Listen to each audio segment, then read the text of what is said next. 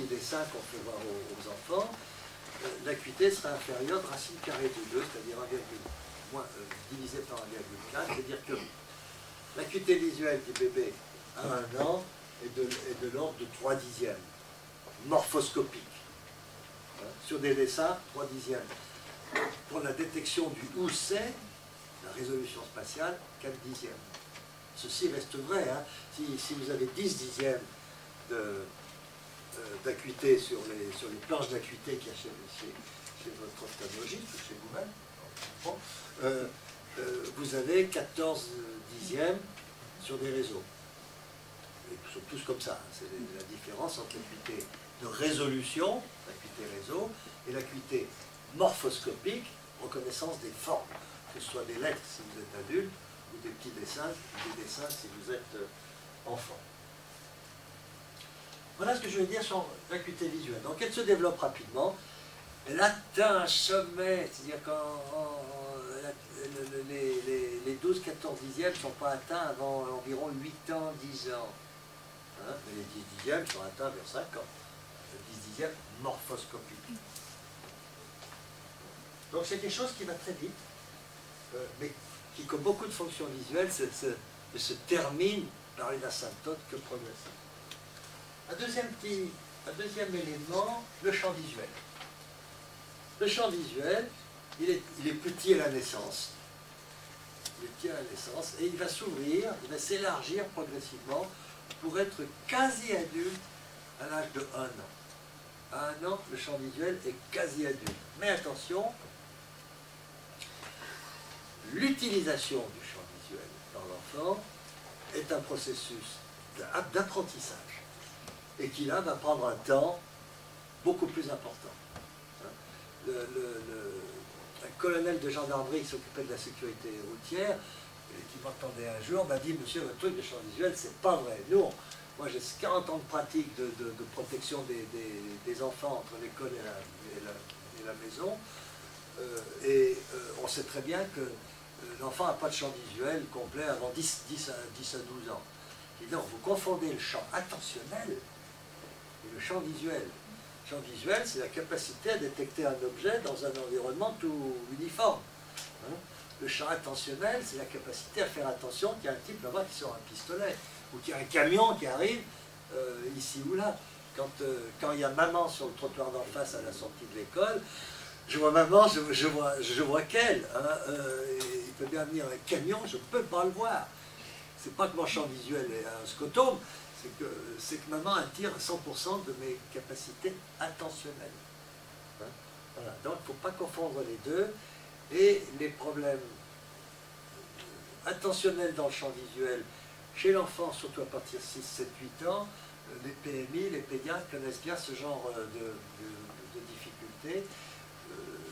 Y compris, alors pour parler de la dyslexie ici, ça sera un vaste sujet, mais ça pose des problèmes très particuliers. Il n'y a pas de thérapie particulière du champ visuel. Voilà. Alors il se mesure de la façon suivante, le personnage là est caché par un rideau, elle attire l'attention du bébé avec un petit clignotant. Elle regarde les yeux du bébé par un petit trou qui est là entre les arcs et dit à son collègue: vas-y, vas-y, vas-y, à gauche. Et les gens qui ont fait ça, la Gézinémone et Jacques Ivanov, font 700 réponses par bébé. Hein, c'est des travaux de laboratoire.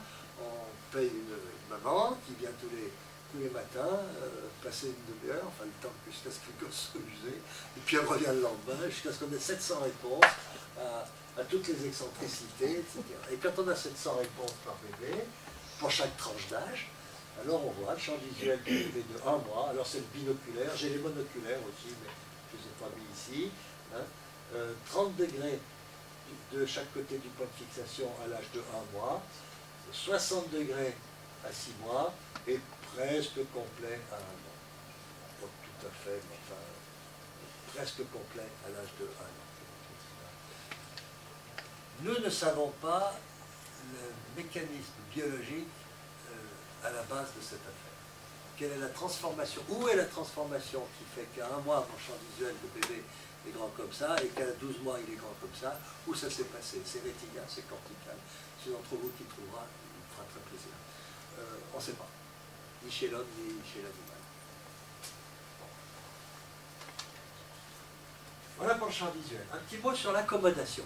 Il s'est dit beaucoup de sottises sur l'accommodation parce que c'est difficile à mesurer chez le bébé. Il faut des équipements très particuliers, travail de laboratoire. Alors, un certain nombre de gens ont fait des échographies de l'œil du bébé. Ils ont regardé la puissance optique de la rétine, du cristallin, la longueur de l'œil, etc.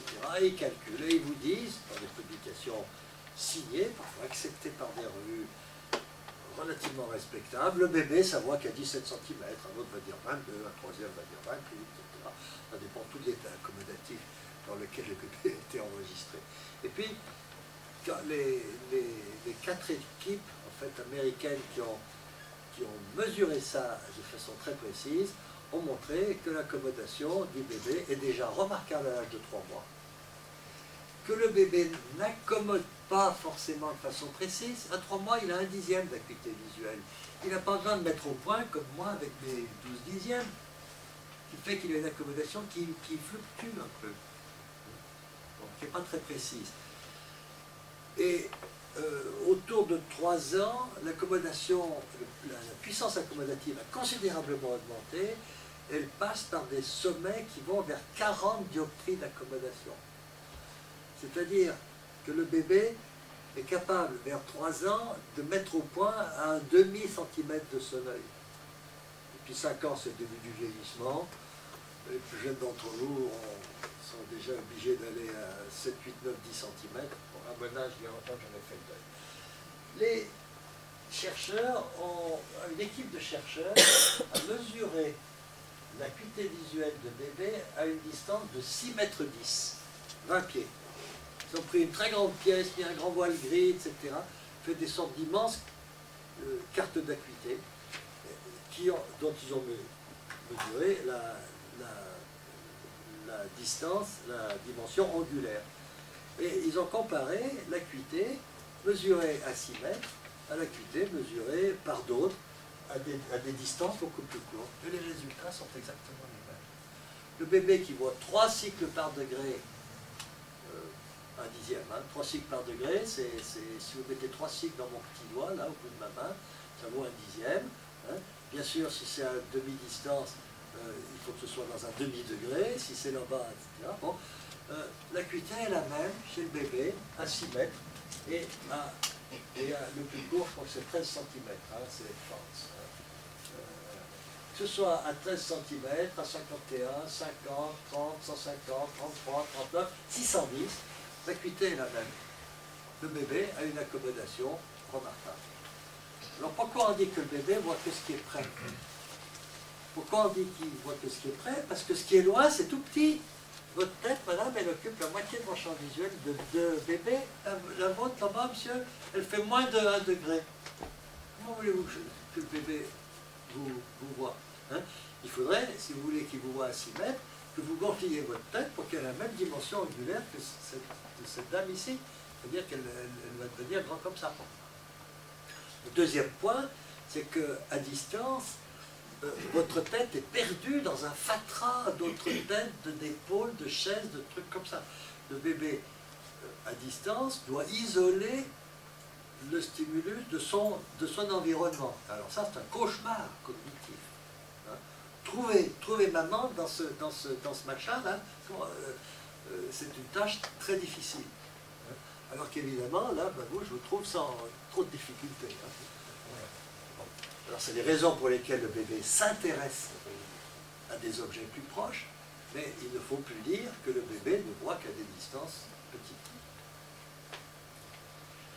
Un point sur l'accommodation qui est très important pour les thérapeutes que vous êtes, les cliniciens, c'est que l'accommodation peut être déficitaire.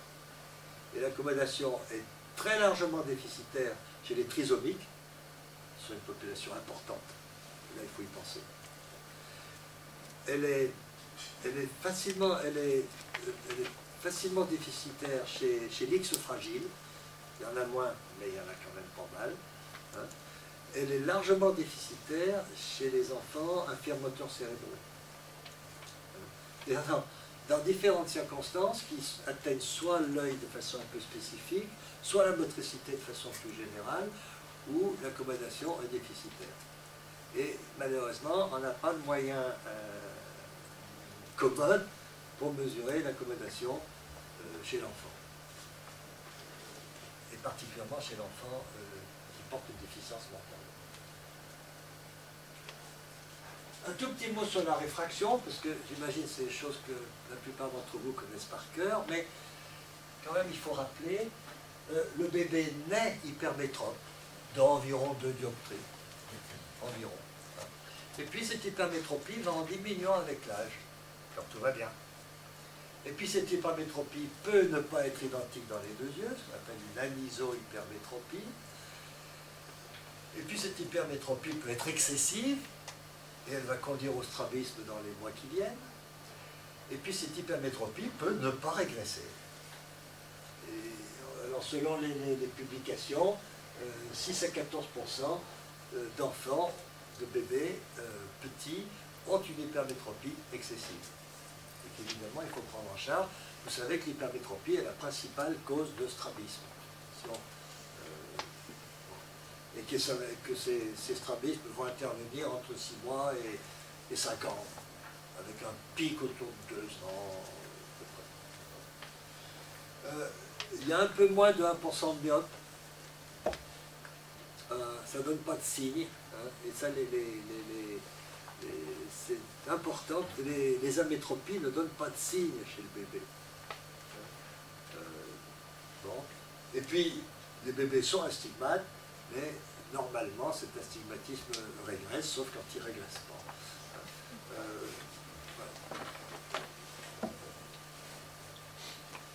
Voilà. Alors, il est important de mesurer la réfraction quand on examine un bébé, parce que ça ne donne pas de signe.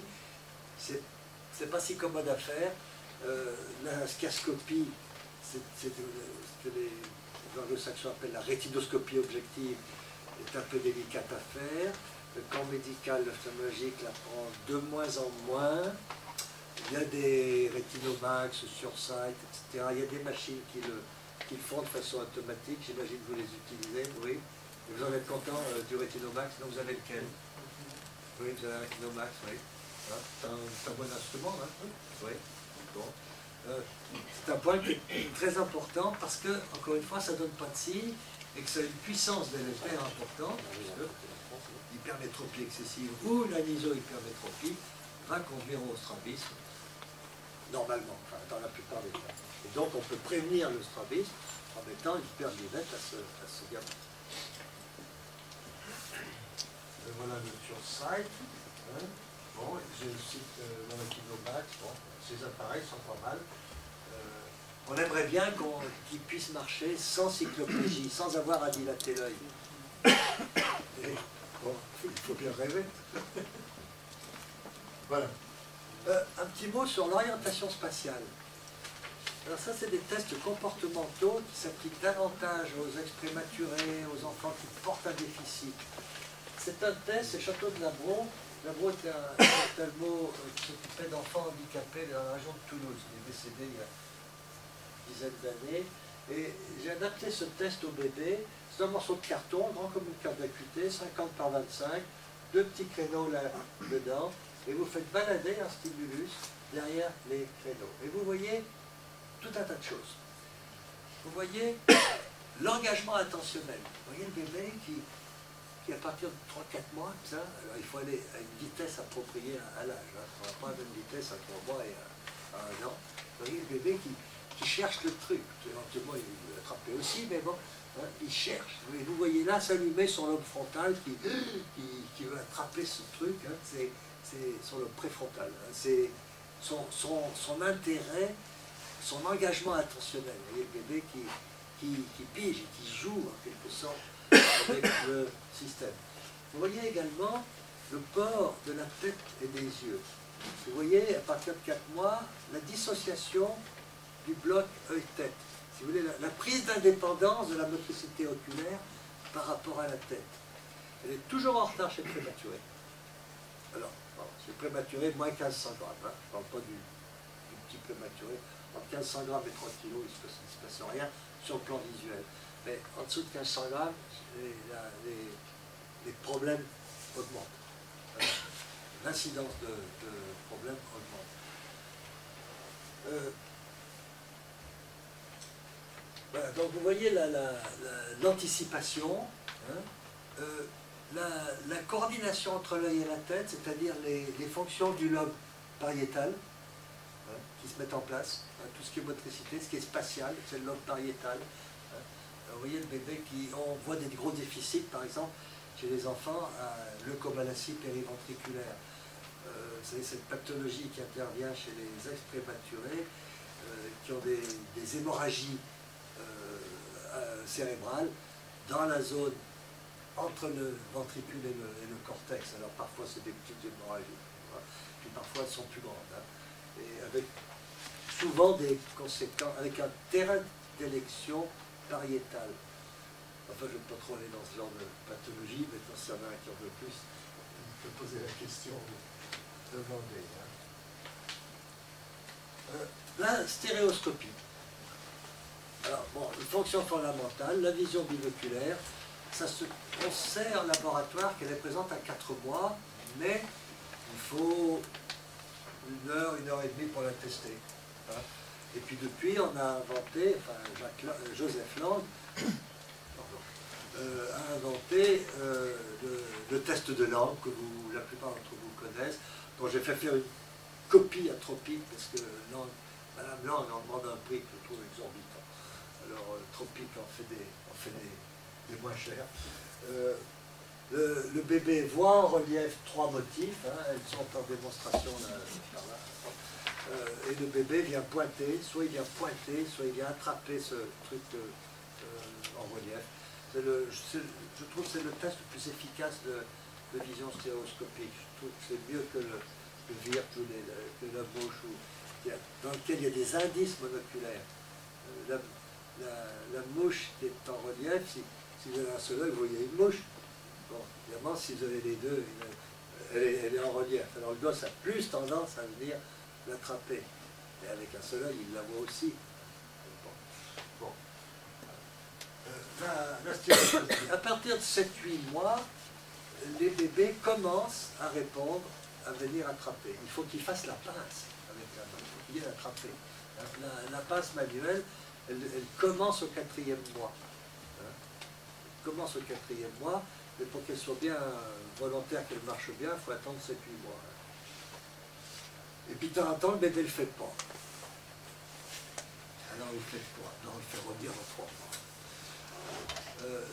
Le bébé qui répond à ce test, vous savez qu'il n'a pas de strabisme, du moins pas de strabisme constant, et vous savez qu'il n'a pas d'amblyopie.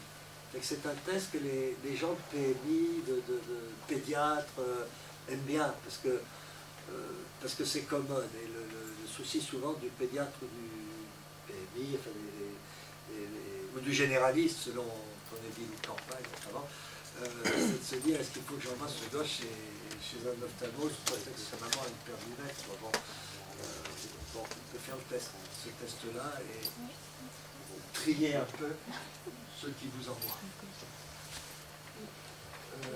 Oculomotricité. Alors, la motricité oculaire est étudiée scientifiquement. Elle s'observe, c'est le boulot des orthoptistes qui après développent une grande acuité pour voir un mouvement de l'œil chez un bébé. Ce que je voudrais rappeler ici, c'est que les saccades oculaires sont presque matures à 7 mois. À 7 mois d'âge. Hein. Voilà un bébé qui vient à peine de se poser sur son derrière et de se tenir assis à 7 mois. À peine, à peine. Hein. Il a déjà une motricité oculaire saccadique comparable à celle de l'adulte. Il y a des différences, hein. Enfin, mais à peu près comparable. Or, il faut rappeler qu'on fait 100 000 saccades oculaires par jour. C'est-à-dire autant de pas que dans un marathon. Et on rentre chez soi le soir sans avoir le droit latéral sur les rotules. Non, c'est un truc qui marche très bien. Quoi. Bon. de sorte que les désordres affectant les saccades prennent une importance, une grande importance. Une partie des saccades sont réglées par la voie magnocellulaire, colliculus, etc. Je ne vais pas aller dans les détails de ces affaires-là. C'est les systèmes qu'on accuse d'être responsables d'un certain nombre de dyslexies. Des gamins qui ont un mauvais contrôle de l'amplitude ou de la position de leur saccade et qui du coup se perdent dans les lettres. Je ne peux pas résumer la dyslexie à ça, sinon je vais me faire crever les yeux par les gens responsables, mais c'est un problème qui est en voie d'étude et sur lequel on voit pas mal de publications intéressantes. La poursuite lisse, hein, la capacité à suivre un pendule apparaît est facile à voir vers 5 mois. Quand elle n'apparaît pas, c'est embêtant, parce que c'est une fonction pariétale. Chez le strabique, elle n'apparaît jamais, elle n'est jamais bonne, y compris à l'âge adulte. La personne strabique ne développe jamais une poursuite lisse, c'est-à-dire sans surcharge saccadique. Ses yeux courent après le pendule, mais la personne strabique ne développe jamais une belle poursuite comme ça, qui est une sinusoïde parfaite. Sa fonction spatiale est un peu altérée. Alors, bon, ça ne va pas l'empêcher de vivre, hein, mais il faut le savoir. Les vergences sont pratiquement complètes entre 6 et 8 mois. Hein. Et vous voyez ces bébés, ces enfants sont capables de converger. Les gens qui ne savent pas disent « mais il louche, je ne le fais pas loucher ». Non, non, il ne louche pas, madame, il converge. Ne confondons pas. Voilà.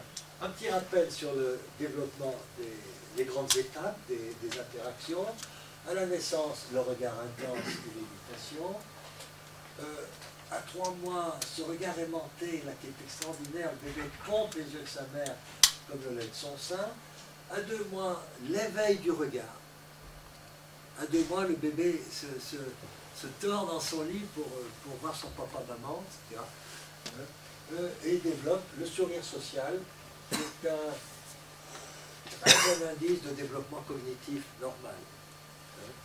Et donc un très bon indice pour le pédiatre ou le généraliste ou la personne qui s'occupe du bébé. Le bébé de 2 mois qui ne fait pas le sourire social, il faut chercher ce qui se passe. À 4 mois, le bébé développe la pince manuelle, pulpe contre pulpe, pouce index.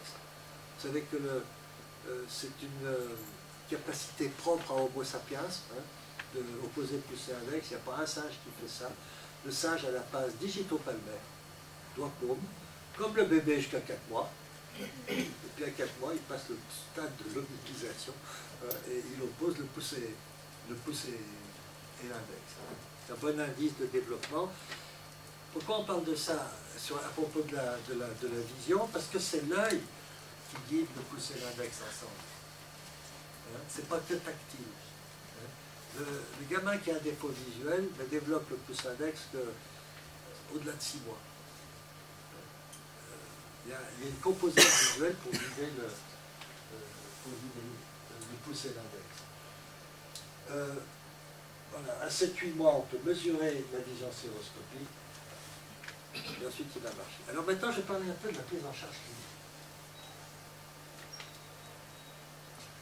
La prise en charge clinique, alors je vous montre cette image de peinture de Pierrot de la Francesca, duc d'Urbain, François,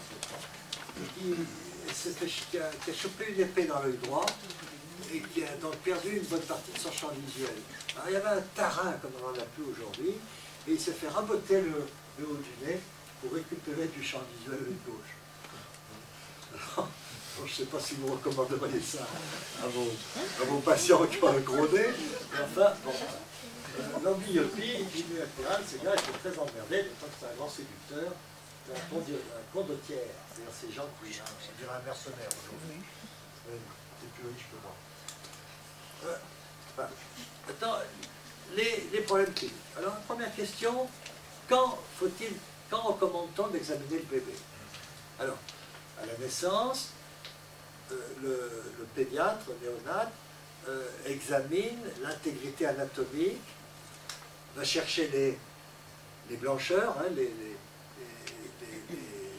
éléments de cataracte, hein, si les milieux optiques sont bien transparents, s'il n'y a pas de nuages ou de points blancs dans cet œil. Il va regarder les paupières, enfin, il va regarder l'intégrité anatomique du globe oculaire. On recommande de plus en plus qu'il utilise le reflet en masse, c'est-à-dire une petite lumière. Il faut choper le gamin, il faut mettre le gamin dans la pénombre pour que sa pupille soit ouverte, hein, et puis on arrive avec une petite lampe et on doit avoir deux lunes rousses magnifiques et complètes. C'est un bon examen qui n'est pas pratiqué de façon systématique, et les commissions auxquelles je suis invité parfois à participer, à la Direction générale de la santé ou dans le cadre des expertises collectives INSERM, recommandent que cet examen facile soit fait. La difficulté dans les jours qui suivent la naissance, c'est que le pédiatre passe là à un moment précis et il a une liste grande comme ça à faire. Et la probabilité que le gosse ait les yeux ouverts est faible. D'où la suggestion que cet examen soit enseigné aux sages-femmes. Et ça pose des quantités de problèmes sur lesquels je ne veux pas m'étendre.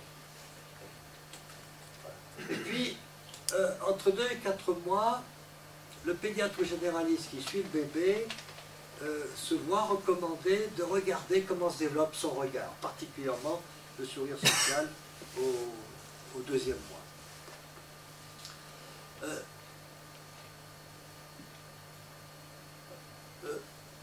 L'attitude, c'est qu'en cas de doute, il ne faut pas hésiter à envoyer à l'ophtalmologiste. Alors vous allez me dire, oui, il demande 3 mois de délai, 4 mois de délai. Oui, plus? Non, je ne sais pas. Bon, eh bien vous envoyez à l'orthoptiste. Hein, il faut rappeler que tout médecin a le droit de faire une ordonnance de bilan orthoptique. Et l'orthoptiste, surtout si vous, médecin, PMI, ou c'est pas avant, assistez en disant, écoutez, là je tombe sur un truc bizarre. Si vous téléphonez à l'ophtalmo, il ne vous fera pas attendre 3 mois. C'est un truc vraiment sérieux. Mais si vous avez un doute, envoyez à l'orthoptiste. L'orthoptiste va faire un tri. Et s'il y a un problème vrai, important, l'orthoptiste obtiendra en 8 jours, ou moins si c'est vraiment une urgence, un rendez-vous chez l'ophtalmo. C'est comme ça que ça fonctionne maintenant en France de plus en plus, avec cette dévolution de responsabilité entre les différents acteurs du secteur.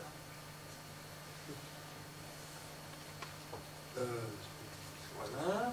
Alors, donc on a dit quand voir. Alors bien sûr, à 9 mois, oui, pourquoi le 9 mois n'est pas dans cette diapo? Il doit être dans une suivante. Hein. Bon, le point suivant, qui voir? On va revenir aux 9 mois. Qui voir? Alors, bien sûr, les enfants qui louchent, surtout le strabisme constant, le strabisme constant, le strabisme précoce, comme on l'appelle, avant 6 mois, est une urgence. À 2 mois, l'enfant doit impérativement, l'enfant qui a un œil dans le nez, et s'il est en strabisme divergent, c'est un cas d'urgence encore plus grand. C'est un enfant qu'il faut vous envoyer tout de suite, qui peut faire une tumeur. Ou un AVC. Pas très fréquent, qui existe, y compris chez le bébé. Le strabisme convergent reste une urgence. Ça peut également être arachnoblastose, etc. Et puis, le strabisme occasionnel, alors c'est moins urgent, mais à 4 mois, un strabisme qui demeure, même occasionnellement au 4e mois, doit être pris en charge. Et si vous n'êtes pas d'accord, monsieur, vous êtes là pour protester, répondre. Voilà. Alors ensuite, il y a les facteurs de risque. Alors il y a le moins de 1500 grammes, parce que la pathologie augmente chez l'enfant né à moins de 1500 grammes. Il y a l'histoire personnelle, quoi qu'il soit arrivé à ce gamin, de difficultés à la naissance, avant, après, hein, histoire personnelle. L'hérédité, évidemment, hein, si les 2 parents ont une perte du net ou une histoire visuelle quelconque. significative. Et évidemment, les signes présents. Alors j'ai mis là en image un strabisme précoce. Bon. J'ai mis là un gamin qui a un syndrome pédiatrique sérieux et qui est vérifié chez nous. Et on fait une consultation sur cet enfant a une vision parfaitement normale. Hein. Il a un énorme épicanthus. Alors l'épicanthus, je rappelle, c'est le pli de la paupière ici. On ne voit pas le petit triangle rose, et on ne le voit pas ici non plus. Vous voyez, il y a un pli continu entre la paupière du dessus et celle du dessous. Hein. C'est l'épicanthus. C'est rien, c'est pas une pathologie. C'est quelque chose qui va aller en s'atténuant avec l'âge, mais qui fait croire parfois que le bébé est louche. Vous faites vérifier, ça coûte pas cher, y compris chez les orthoptistes. Alors pourquoi on voit ces bébés-là? D'abord parce que peut-être ils ont un problème visuel qui pourrait se rajouter au syndrome pédiatrique. Et il y a un autre problème, alors qui est plus psychologique, c'est que sur certains de ces enfants, les parents sortent de chez vous en disant, vous savez, ça fait plaisir, c'est la première fois qu'on dit qu'il y a quelque chose qui marche bien. Et là, bon, le côté émotionnel. Les parents d'un enfant comme ça, d'un enfant qui montre une anomalie, ces parents vivent une détresse considérable. Il n'est jamais trop tôt pour les aider. Et tous les acteurs du domaine, quels qu'ils soient, doivent être là pour les empêcher de s'écrouler, pour les soutenir. Hein. Par ailleurs, le déficit crânien de cet enfant peut peut-être s'accompagner d'un déficit visuel. Hein. On pourrait soulager si c'est le cas. Voilà des épicanthus. Hein. Vous voyez le pli, la paupière là, qui recouvre. Alors, les gens qui ne savent pas, ils disent, mais tu vois bien qu'il louche à l'œil gauche. Non, il ne louche pas. Il y a la paupière plus grande à l'œil gauche que l'autre. Mais faites vérifier. Ça, c'est une plagiocéphalie. Ça, c'est un torticolis. Quelle est l'origine de cette affaire? Vous cherchez si l'origine est visuelle ou pas. Pourquoi ça tombe tout seul? Voilà une autre plagiocéphalie, très importante. Tous ces bébés ont une vision nickel. Un fond d'œil nickel. Alors à quel âge? Bon, j'ai déjà dit, à 4 mois en cas de strabisme constant, en cas de strabisme, à 2 mois si le strabisme est constant. En cas de malvoyance, il n'est jamais trop tôt pour prendre en charge l'enfant et ses parents. Il faut savoir que quand un enfant malvoyant ou avec un déficit sévère, visible, quand un enfant est le premier enfant d'un couple, il y a un homme sur 3 qui disparaît, qui fout le camp, qui ne supporte pas. Rejetant la responsabilité, le soin sur la femme qui, elle, ne peut pas échapper à son gamin. Il y a un drame social qui se joue en France. Et quand je dis un cas sur 3, c'est une statistique sur des milliers de cas en région Rhône-Alpes. J'espère que la Bretagne Finistère est plus généreuse, mais bon, j'en sais rien. Donc, il n'est jamais trop tôt pour aider des parents qui vivent une difficulté dramatique. Les aider psychologiquement d'une part, et d'autre part, aider ce gamin à développer le maximum de ses capacités. Et puis s'il n'y a pas de risque connu, particulier, la visite de 9 mois est intéressante, je pense.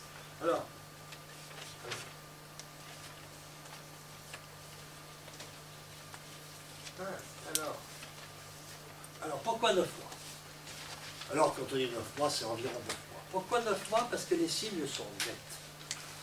Jusqu'à 6 mois, la fovea n'est pas complètement développée, loin de là, de sorte que la fixation peut avoir plusieurs degrés d'excentricité. La fixation n'est pas très précise.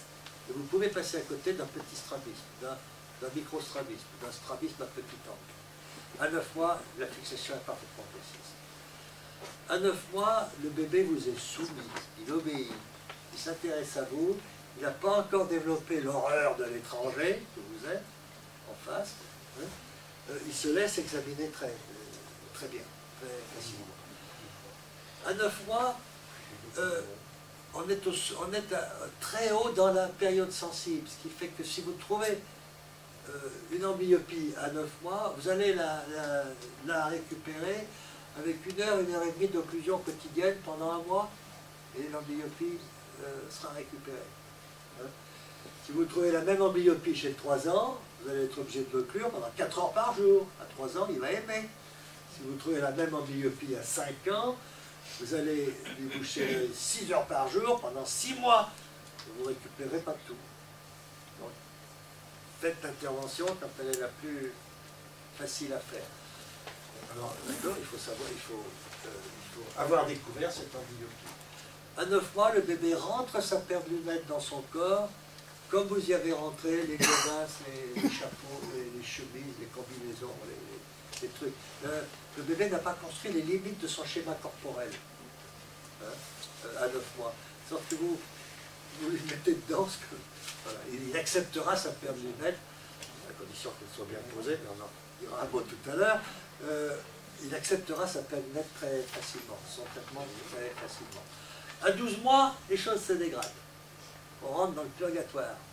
À 18 mois, on rentre dans l'enfer. Et on en sortira à 30. Alors, vous êtes d'accord, hein, bon. Ça ne veut pas dire qu'on ne peut rien faire, mais tout est plus difficile. On peut faire des cartes d'identité à n'importe quel âge. Bon. Mais il faut relever les manches, quitter sa blouse, qu'il n'y ait personne dans la pièce, que éventuellement, je sais pas, j'ai des petits biscuits qu'on achète avec un papier brossard. On y arrive. Alors, on vous envoie ce gamin, il faut bien, on ne va pas dire allez-vous-en, quoi, bon, hein, ou le mettre dans une camisole de force pour faire l'examen. Donc, 9 mois, c'est un moment très intéressant. La seule correction optique évite la plupart des strabismes, à condition qu'on ait découvert qu'il y avait une amétropie, qu'il y avait un défaut optique. Alors ensuite, il y a les cas lourds, j'en ai déjà dit un tout petit mot, et là, il faut serrer les coudes. Bien sûr, il faut fouiller le diagnostic avec le corps médical. Bien sûr, il faut chercher les autres déficits possibles. Il faut bien savoir qu'un déficit peut en cacher un autre. Hein.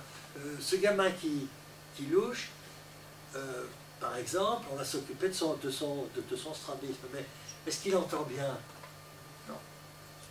J'ai vu un ophtalmo. Oui, mais est-ce que vous l'avez fait examiner? Parce que s'il additionne un strabisme qui va le pénaliser, y compris socialement, hein, ou une malvoyance, s'il additionne une malvoyance et un trouble auditif, ces deux déficits ne vont pas s'additionner, ils vont se multiplier l'un l'autre. Donc tout enfant qui a un défaut de vision doit être examiné en audition. Tout enfant qui a un défaut d'audition doit être examiné en vision. C'est des examens qui sont peu envahissants et qui vont épargner un certain nombre de cas où on découvre à 4 ans qu'il n'entend pas. Alors on l'a pris pour un caractériel parce qu'il faut rigoler dessus. Il suffisait de mettre un diabolo ou de soigner son audition.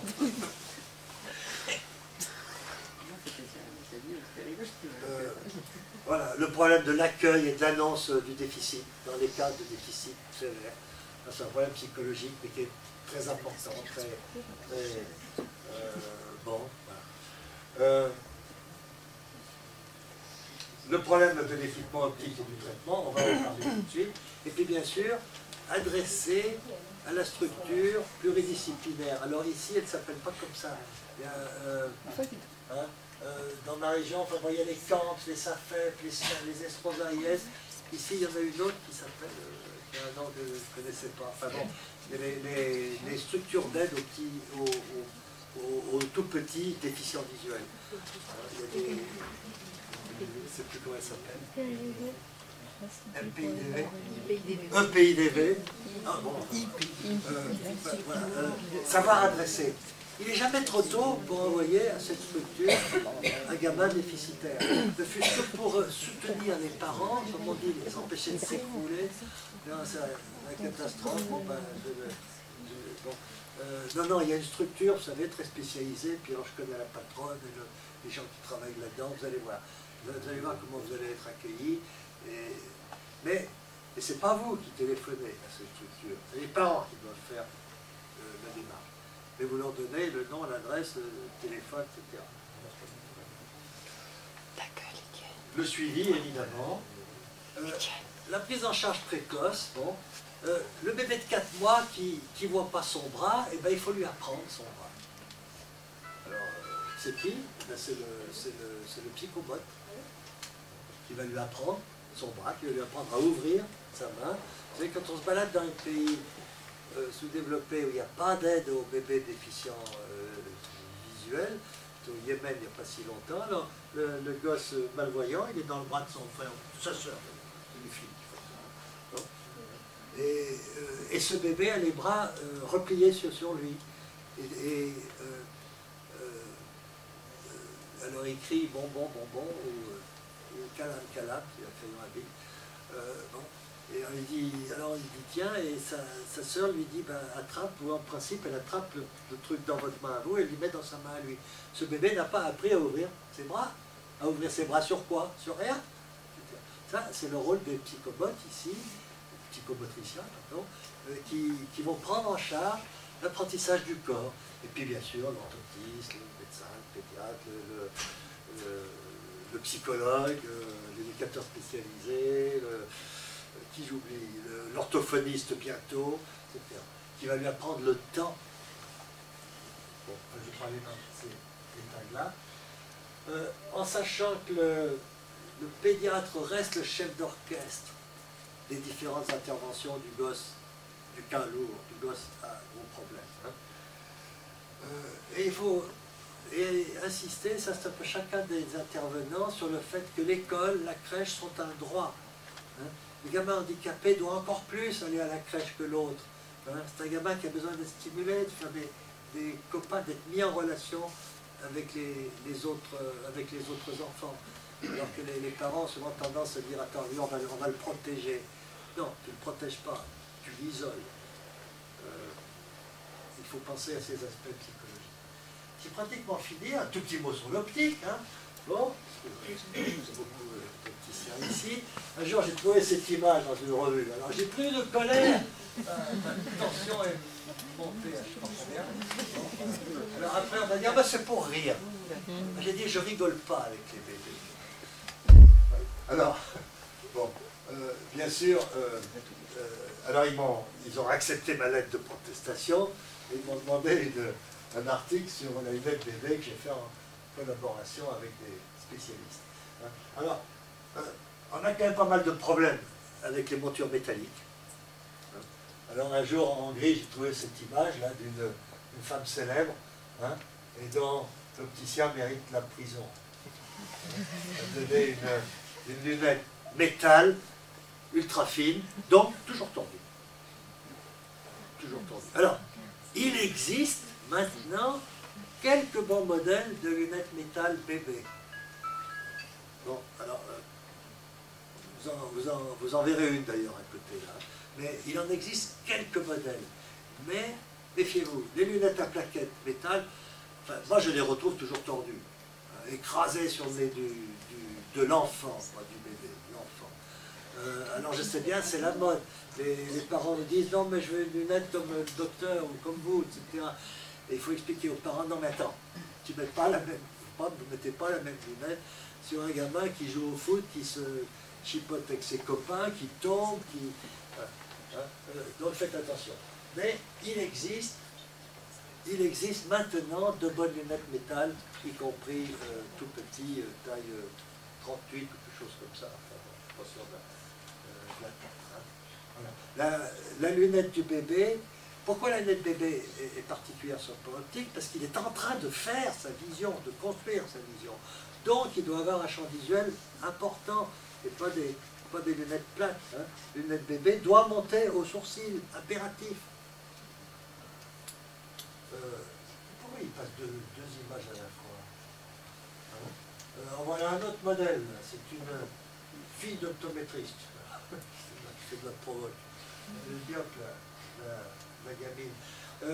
La lunette d'un gamin avec un retard mental. C'est un gamin dont la vie a été transformée quand vers 2 ans, 1 an et demi, on s'est aperçu qu'il était une paire de trop, je crois. Qu'on a collé une paire de lunettes. Les parents d'abord, les parents ont eu le sentiment qu'on s'occupait de leur enfant et qu'on ne disait pas, bon, tu vois,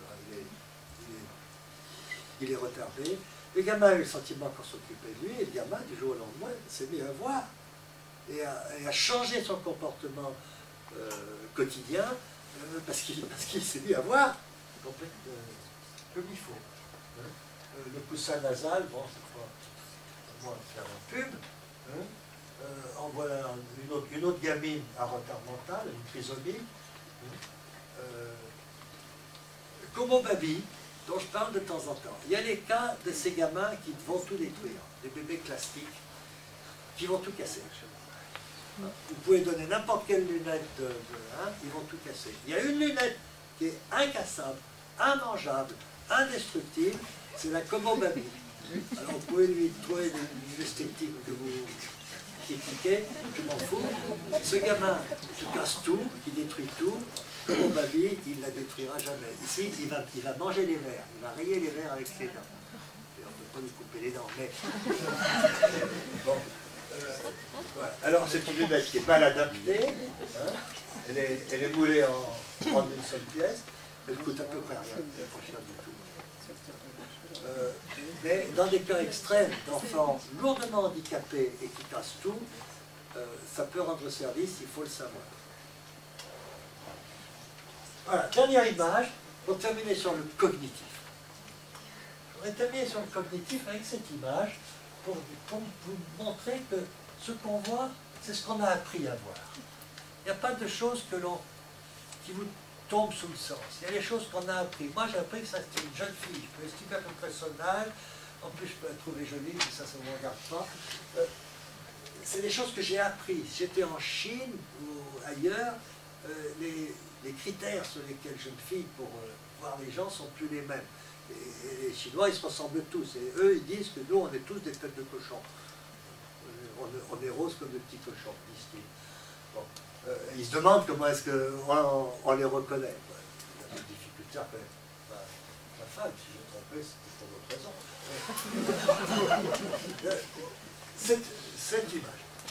Cette image est une loubette. C'est un article du Larousse de 1902. Loubette, sorte de louve à clavette que l'on emploie pour élever les pierres de taille à hauteur d'œuvre. Une bonne définition, en français, vous avez un schéma, et comment vous levez un caillou avec ça? Alors, je vais pas vous faire attendre, moi j'ai mis 6 mois à trouver. Puis je me suis fait aider par un ingénieur. Quand il y avait des très grosses pierres pour construire votre belle cathédrale, sur la face cachée de la pierre, on creuse un petit trou cubique de cette dimension. On lève le collier, on lève les deux clavettes, c'est ça les clavettes. On introduit le triangle central dans le trou, on rabaisse les deux clavettes, on baisse le collier, on tape sur les clavettes pour bien coincer, c'est pour ça qu'elles sont réversées. Et là, si je lève, eh ben, la pierre vient avec. Tant à écarter, on levait les pierres comme ça sur les chantiers. Cet instrument, j'en ai jamais vu. Si vous en voyez un, faites-moi signe. Cet instrument, j'en ai jamais vu. J'ai vu des louves plus grosses, bon, de la même famille, mais différentes. Un instrument comme ça, j'en ai jamais vu. Je cherche depuis des années. Cet instrument n'appartient pas à notre champ culturel. On n'a jamais vu, il n'y en a plus. Maintenant, il y a des grues, il y a des chaînes, des palans, bon, il y a d'autres systèmes pour lever les pierres. Cet instrument, on ne l'a jamais vu. Je vous donne l'image, je vous donne la définition, et il vous faut encore que je rajoute de la crème pour que vous compreniez ce que c'est qu'une loubette. C'est-à-dire que je vous ai appris, demain, si vous en trouvez une, vous allez dire « Ah ouais, c'est le Fada de Lyon qui nous a parlé de ça. » Cet instrument n'entre dans votre connaissance visuelle que dans la mesure où il prend un sens, c'est-à-dire où l'élément cognitif est venu se plaquer sur cet objet. D'où l'importance de l'éducation visuelle, et particulièrement de ceux qui, pour des raisons diverses, ont une vision déficitaire qui ne leur donne pas accès spontanément à la vision. Voilà. Je vous remercie de votre attention.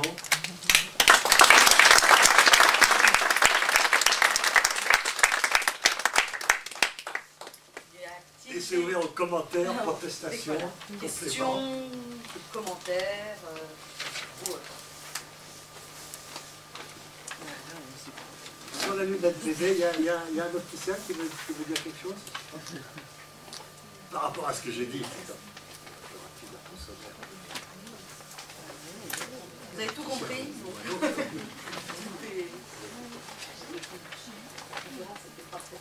Il n'y a aucune question après. Non. Bon, alors je laisse la place à Thierry.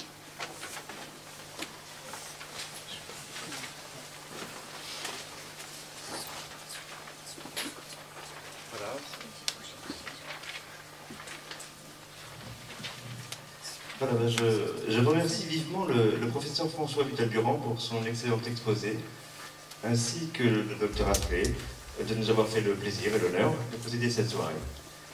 Après ce qui vient d'être dit, nous sommes tous convaincus de l'importance et de l'enjeu de santé publique que représente la vue des bébés. Alors il ne peut y avoir de solutions efficaces que si l'équipement en lunettes du bébé est parfait. C'est pourquoi Tropic a mis au point des lunettes sur mesure en parfaite adéquation avec la morphologie spécifique des petits, tant au niveau du nez que des branches, et que vous trouverez naturellement auprès de tous les opticiens partenaires Tropic du Finistère. Enfin, nous vous demandons s'il vous plaît de bien vouloir remplir le questionnaire que vous avez trouvé sur vos sièges et de le remettre à l'accueil, ainsi que vos badges. Il y aura, pour les personnes qui n'ont pas eu les questionnaires, il y en a dans le couloir, comme ça vous pourrez les remplir avant de sortir. Voilà. Nous vous remercions de votre participation et vous souhaitons à toutes et à tous une agréable fin de soirée. Merci. Vous allez voir un cadeau en face. Voilà. N'hésitez surtout pas à vous servir en sortant naturellement. Voilà.